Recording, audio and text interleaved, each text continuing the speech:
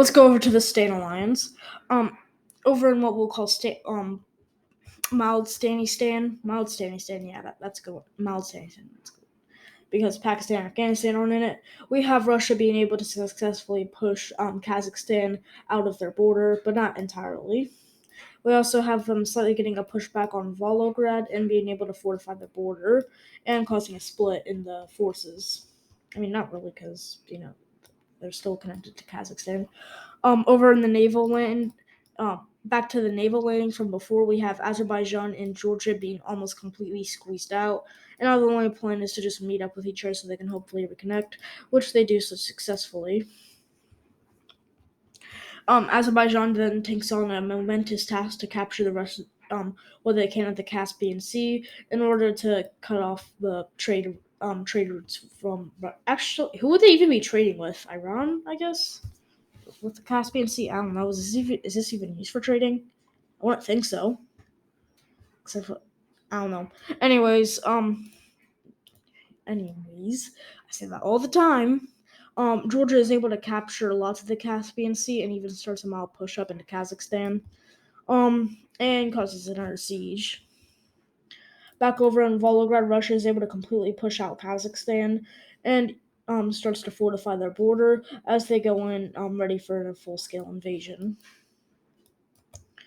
Over in Ukraine, and I know I said there was going to be no foreign interference. I just realized that, but I remembered that Moldova was technically part of the USSR, but it wasn't really a republic. Let's just ignore this. So yeah, with the support we have Ukraine finally being able to push out Russia almost completely for the second time. And the front lines end up looking something like this. And Ukraine's getting cocky. God, I suck at pronouncing words. Ukraine starts to push into Russian territory. With this, they go on a full-scale charge, also hoping to meet Volgograd, and they even send in a little bit of a push-up from here. And now, these troops are mainly maintaining defensive positions because, they might get screwed. And I'm going to replace Moscow because I think it's actually a bit closer to here. Yeah, I'd say that looks right. Over in Georgia, we have the soldiers in the Russian mountains decide that it's a good idea to try to just escape through Georgia and hopefully wipe out the country. So with that, they try to do this, and it goes successfully, at least for the most part. With this, they call in their Russian comrades to take out this little peninsula from Georgia. I would say that's peninsula. No. With this, the Georgian and Azerbaijan troops decide to start making more advancements to Volgograd, and they send in most of their troops to it. With this, Azerbaijan follows up with Georgia and is able to and is the first to reach the outskirts of Volgograd. Georgia does the same. With this, Georgia starts a small encirclement, and Azerbaijan takes other parts of the outskirt. Over in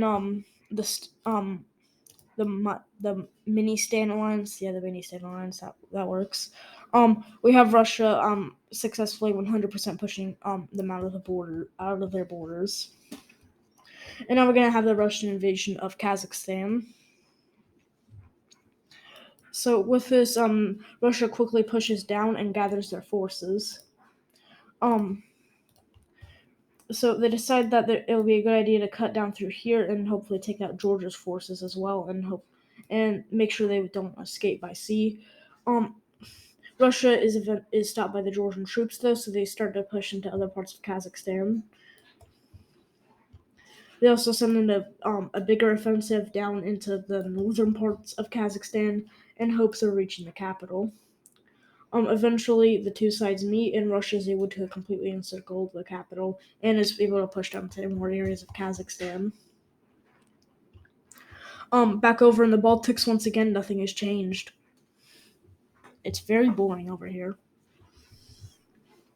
Over in Ukraine, we have Russia being able to push back slightly because of the minor focusment onto the offensive. But these troops in Ukraine are starting to make bigger progress, and they're able to reach to around here. Eventually, they get minorly sieged, though.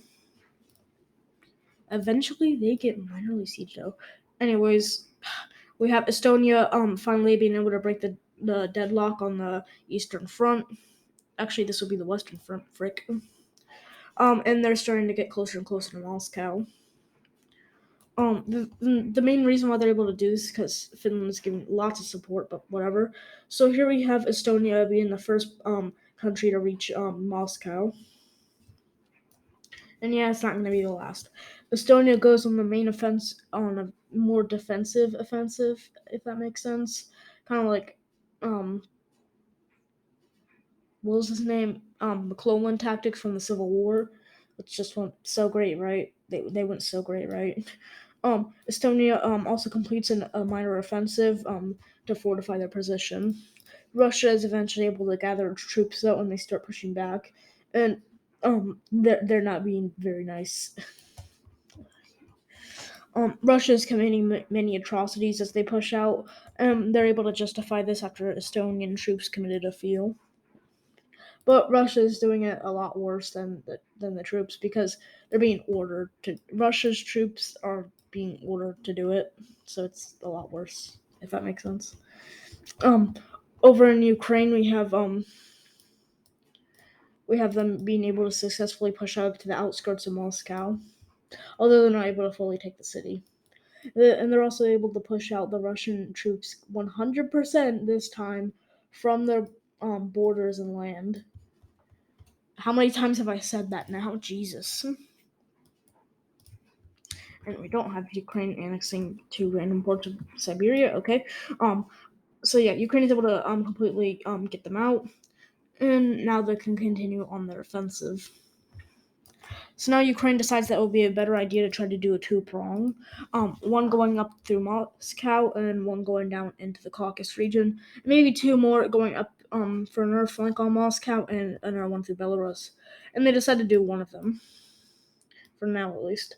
They push up into Belarus from as many sides as they can, and they don't eliminate their border. Good God, why am I so bad at this?